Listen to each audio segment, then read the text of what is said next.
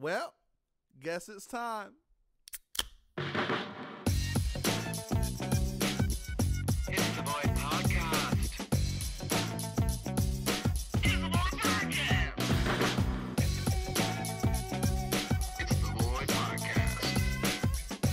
It's the Void Podcast. Games, beer. It's the Void Podcast. Void Podcast.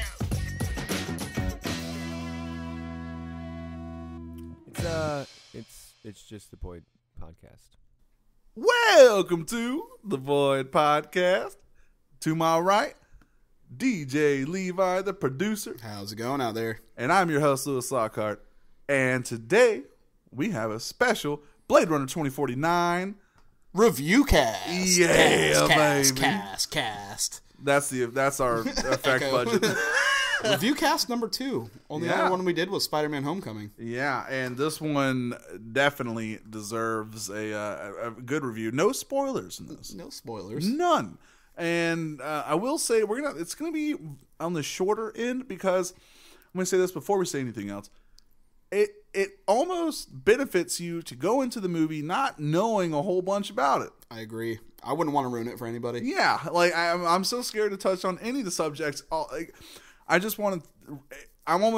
We're almost here to reassure you. Because we could sit here for 3 hours and talk about the movie Yes. in depth and still be super excited about it. But I don't want to ruin that for anybody. Because So- we did go to the premiere on a Thursday night. Yes. So not many people that are probably listening to this have seen it yet. Yes.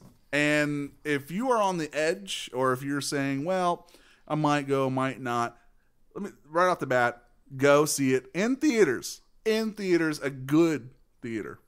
We saw it. Dolby Cinema. Yes. Oh, man. 4K. It's amazing. The sound Yeah. off the charts. You ever go to a theater and the sound just isn't quite, you're like, the sound is at a low volume. That's going to ruin the movie for me. This one was so loud, it shook the Opposite. It seats. shook the seats. It was a 4D ride at Universal, baby. There were some parts where it made you feel like you're in the car with them, or like it was good. It was the theater adds to experience. it. Oh, very nice. So right off the bat, before we went, I wrote down 3 questions. 3 questions. 3 questions. Spider-Man reference. Number 1, is Deckard a replicant? No, don't cut it off. I'm not going to spoil it. Because I came up with my answer. I think I'm pretty solidified in my answer, DJ. I am too. Okay. Not to ruin anything out there. You'll have to see it for yourself. But we got our answers. Yes. And you make your own conclusion on it. I will say, for Deckard being a replicant, that was one of the things I was worried about. I talked about in the last podcast, where I wasn't sure if the fact that he's older went ahead and spoiled that he's not a replicant, because I didn't think that. I like the ambiguous ending on the first one, where it was maybe he is, maybe he's not. And then when I saw the trailer for the Blade Runner 2049, I was like, well, all right, that solves that. Not necessarily. You come up with your own answer. Come up with your own answer on that one. And another thing I want to point out before we go any further, can we talk about the sound and the musical score? Hans Zimmer, knocking it big, dude. He does a great job. He has the Midas touch. He does. And it stays true to the original Blade Runner feel of the soundtrack. It plays some of the old stuff, plays homage to it, and really it feels like you could play Blade Runner's soundtrack. Last track ends, and then the first one starts on Blade Runner 2049 soundtrack, and it would sound seamless. So good on that. Second question was Jared Leto, Ryan Gosling, and Harrison Ford. Do they do their part right? Is it written well? Is it believable? Do they fit in? Is their characters written like terribly? I guess I could say, with lack of a better word. And what do you? It was perfect. They all did their roles amazingly. They didn't rush into anything. No. Ryan Gosling, he was already I think 1 or 2 on my list of top actors. I think it's solidified him as number 1. He is my favorite actor. I could see other people in that role, but not doing as good as he did. Right. Harrison Ford was introduced to this story very organically. Perfectly, organically. They couldn't have done it any better. Yeah, they didn't make him too fragile, too strong. No. It was And very appropriate. Typical Jared Leto fashion. Yeah. As of late, apparently, like, hey, he only wants to be in a little bit of this movie. But compared to the last couple movies he's made, this was so much more of an impactful role in the short time he did have on screen. I think all 3 of them did perfect.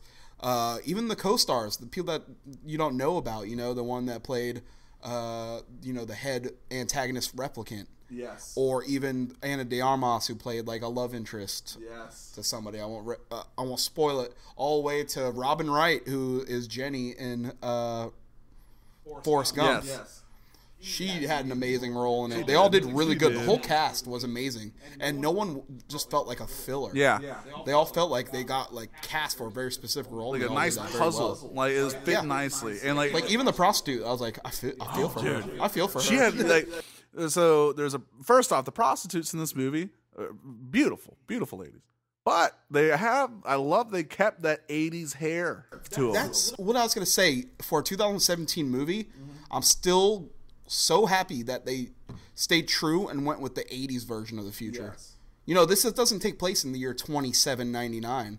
It's 2049. We live in 2017 now. Like, that's not too far off. Like, we know that's not what's going to look like 2049. But damn, did they make a movie to where I'm like, holy shit, 2049 looks awesome. So I was really happy about that. Even, like, the electronics are old style. Everything like beats and boots.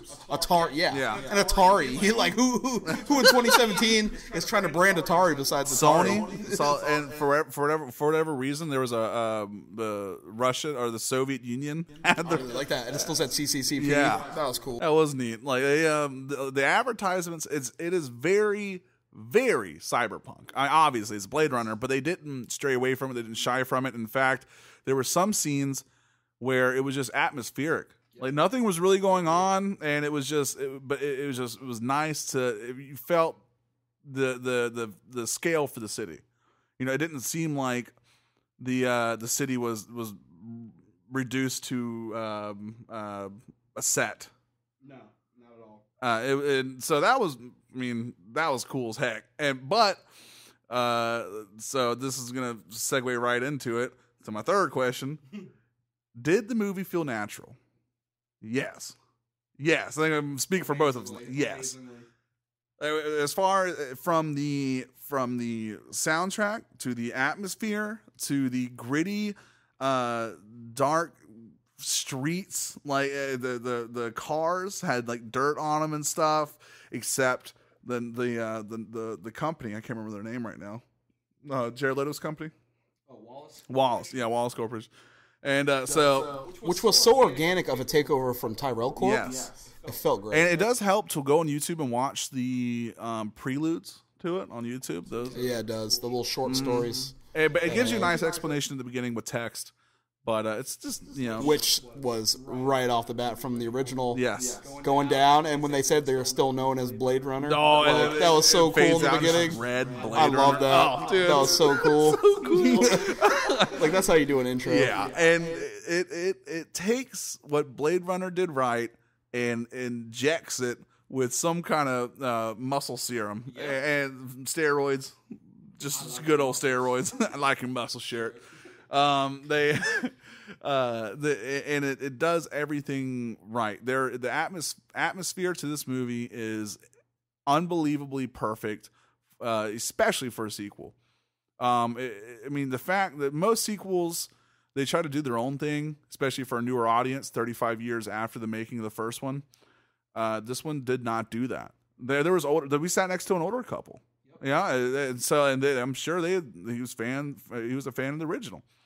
And this one, remember the guy with the duster? Yeah, he had the Deckard duster long coat on, ready for this movie. I was like, yeah, that guy's awesome. I like him. He had no weapons, thankfully. Thankfully, yeah, he could. I saw him after. I was like, thank God. But this movie really gave the love to the fans in the sense that fans want to be like, if me watching that, I want to be taken on a tour of the city. And that's almost what it felt like whenever Ryan Gosling is walking around the city, just looking at ads, or he's like eating and there's prostitutes walking around. He doesn't talk a lot in this movie, and it feels right. It feels very good. He did not need to talk any more than he did. The emotions, he didn't show a lot of emotions for most of it, but the parts that he needed to show emotions, he did it so well. He did it flawlessly. There's a point where he is thinking about something, and he does not talk during it, but you see his eyes change throughout while he's thinking of this. His eyes are changing, and you can visualize it in your head, the points where like his eyes are, he's starting to tear up and stuff. It's perfect. It does it perfectly. And I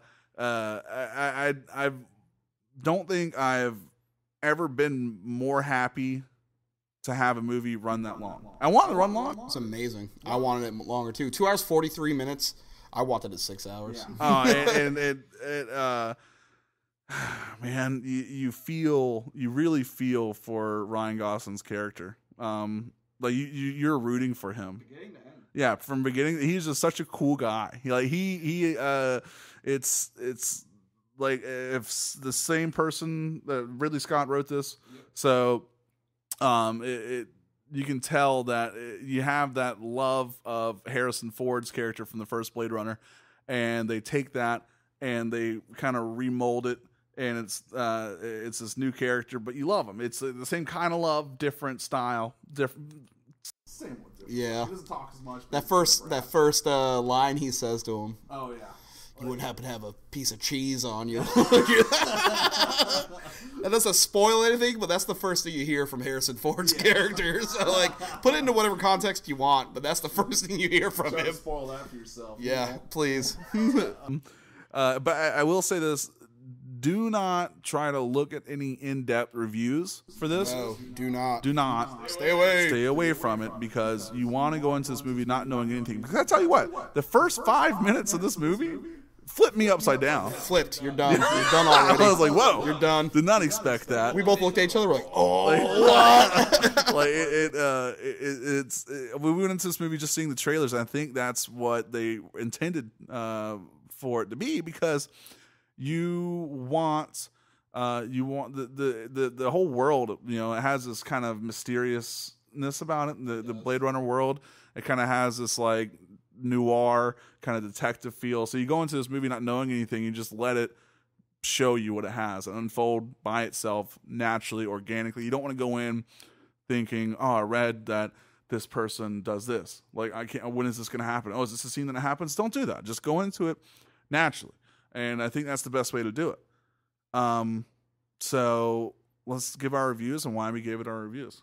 Okay, well, let's start with Romero's review. Romero's not with us. He is asleep, or trying to. He has to wake up in a few hours. So he gave it a 9 out of 10, which good. It's a good review. It's a good review. He didn't go into depth with us why he did. He was really tired, wanted to go to sleep. But he said 9 out of 10, and if you know Romero, that's pretty high regard on how he ranks his movies. Yes. All right, I guess I'll go next. So everything we already mentioned, plus Ryan Gosling being the actor he is, plus the experience we had in the theater, 10 out of 10 for me. Okay. It is right. It is one of like the perfect movies. It is a rare form movie. Mm-hmm. Like that is like the template most directors and writers should follow when making a movie. No plot. Did we mention no plot holes either? No plot holes. Now, that does not mean there might be a next one. There might be another. May or may not be. Open for interpretation. You'll see it. Yeah. But it was so organic feeling. Nothing felt forced. Mm-hmm. It played out so well. I haven't seen that in a lot of movies. I really have never really given a movie a 10 out of 10. Many times. I don't think a lot of people have. Yeah. And you go on like any of these internet sites, and even IMDb's giving it 8.7. 8.7. And how many movies did you say 16. Ranked above that? 16 all time on IMDb. Rank above. It's on the same level according to IMDb as Forrest Gump, as Star Wars Episode 5, as Inception. So it's the same playing field as those. And it was so incredible. It had such an organic life force. You know, you could have told me that was an original movie, and I'd be like, hey, I believe it. Good for them. Yeah. Like, oh my God, 10 out of 10. I can't wait to see it again. Oh, yeah, you're going tomorrow. I am going tomorrow. A big one. Kyle Strauss wants to go tomorrow still. We're going tomorrow, and I'm going to go see it again. We're going to see him at work in a few minutes.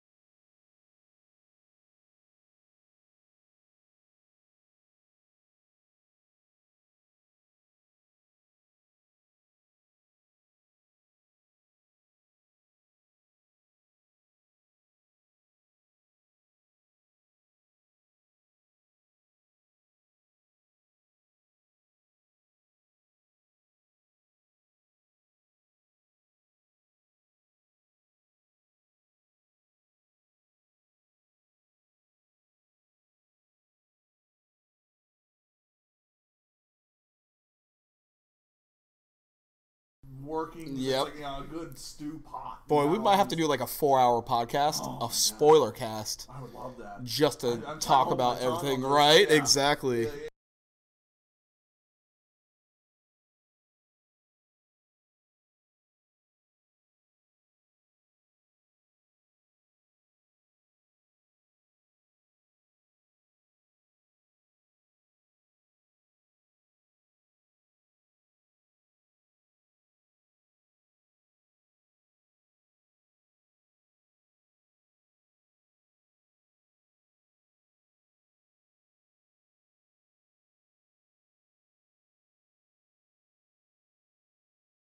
Flawless CGI. Yes. The effects, you go into big movies and you're like, God, great movie, but the CGI kind of sucked. Yeah.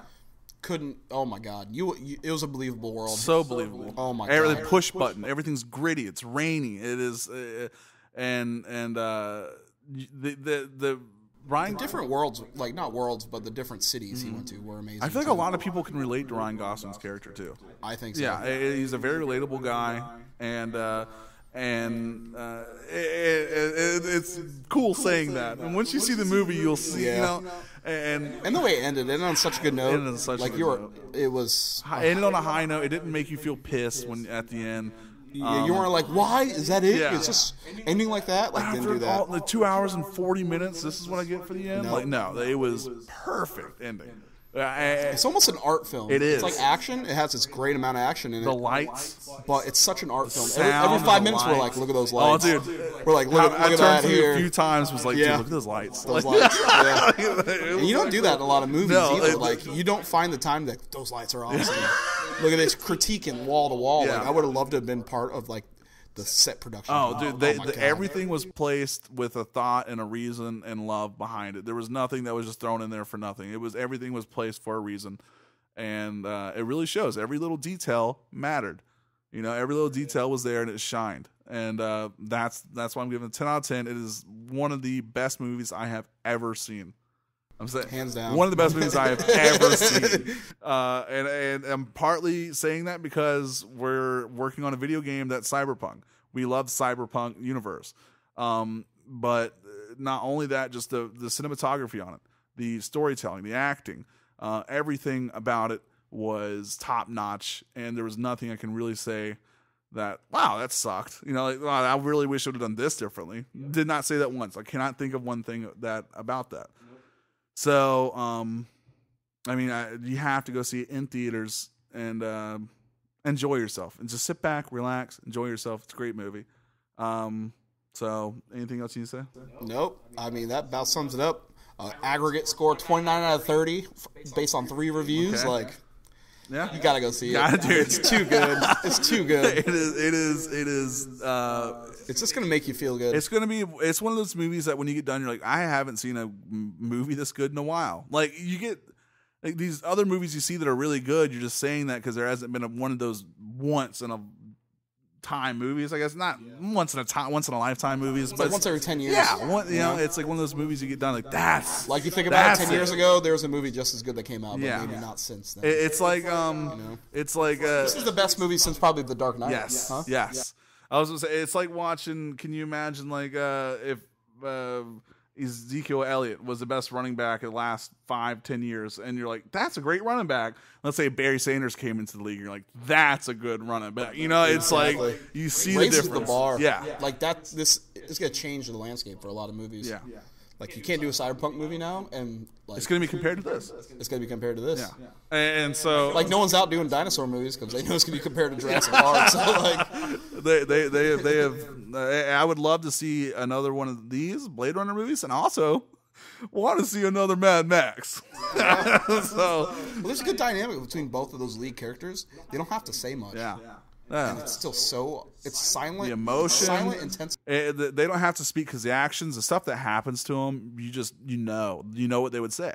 And when looking into his eyes and like the stuff that's happening, you look into his eyes, and that's good acting. When you look into the eyes, you're like, you don't have to say it. I know. Yeah. I know. Man. I got you. Yeah. So God, Ryan Gosling, that was probably his best performance, and he's been in some amazing Yes. things, done some amazing and performances. his jacket, and it's really cool. The jacket, It's very cool. that better And come his out gun, on like, he's a sometime badass soon dude. somewhere. Oh yeah. He'll break your back.